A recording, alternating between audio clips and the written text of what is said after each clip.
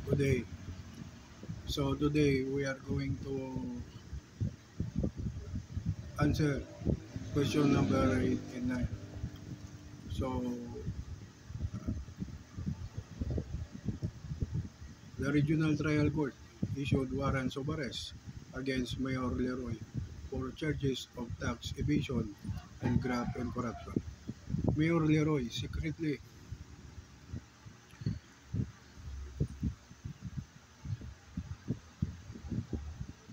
left the country and sought refuge in A6 Republic.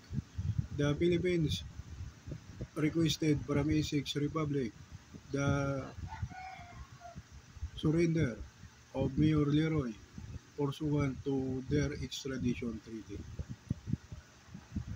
The A6 Republic conducted judicial investigation and established prima facie case against Mayor Leroy.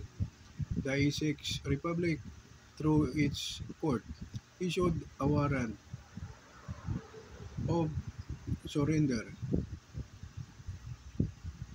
Mayor Leroy questioned the legality of the warrant of surrender and argued that it violated the right of non-refoulement. Is the warrant of surrender valid? Explain. Answer: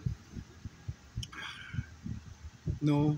The warrant of surrender is void ab initio. Principle of non-refoulement posits that a state may not deport or expel refugees to the frontiers of territories where their life and freedom would be put in danger or at risk. Magalyuna 2005. The extradition treaty of a person is required only if there is a treaty between the state of refuge and the state of origin. In the absence of such treaty, the local state has every right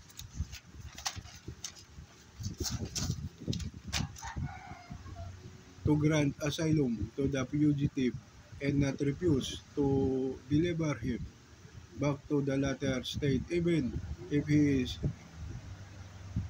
its national. A gesture of committee, however, the surrender requested is may still be effected by the state of asylum.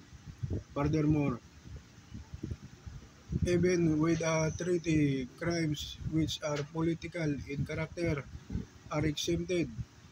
Hence, we can pinpoint that Mayor Leroy has well-founded fear of prosecution by reason of his membership of a political group or political opinion and is unable or because of such fear is unwilling to avail himself of the protection of the government of the country of his nationality, or if he has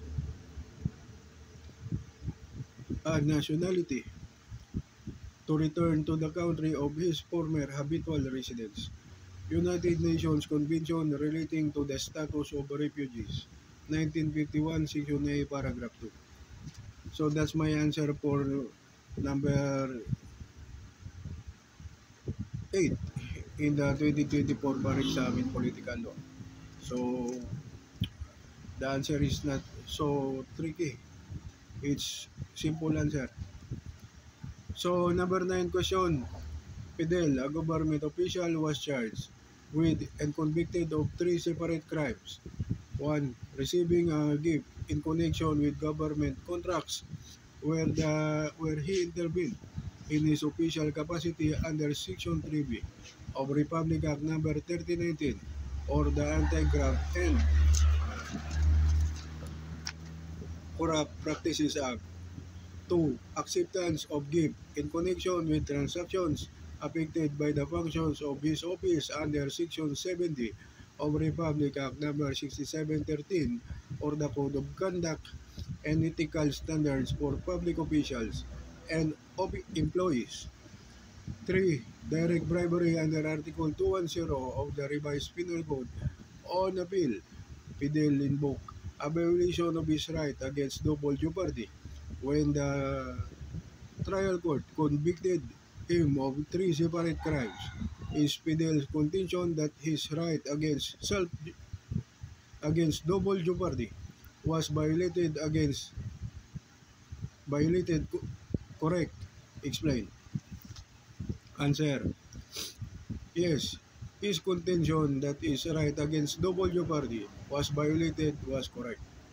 Article 3, Section 21 of the 1987 Constitution states no person shall be twice put in jeopardy of punishment for the same offense if an act is punished similar by law and an ordinance conviction or acquittal under either shall constitute a bar to another prosecution for the same act. Requirement of double jeopardy is valid arraignment. Valid arraignment is whether one offense is identical with the other as is an attempt to commit it as a prostration thereof. On whether one offense necessarily includes or is necessarily included in the other as provided in Section 7 of Rule 117 of the Rules of Court. Under the rules, an offense charge necessarily includes that which is proved when some of the essential elements or ingredients of the former, as this is alleged in the complaint or information, constitute the latter, and an offense charge is necessarily included in the offense proved when the essential ingredients of the former constitute or form a part of those constituting the latter. Suero versus People, et al. GR number 156408, January 31, 2005. Further, same offense for purpose of double jeopardy means 1. The very same offense, 2. Attempt or prostrating of an offense, and 3. That which necessarily includes or is included in the offense charged in the former complaint or information. In determining whether the former complaint charges the same offense, the test is whether evidence to prove the same or the two are the same, or if the elements or ingredients in the former constitute the latter, or vice versa. So that's my answer for number 9 in 2024 bar exam. So thank you for watching. So konsensya lang ako no? Just your consent is mine if you watch my videos or not. So thank you, good day, God bless, and have a nice day.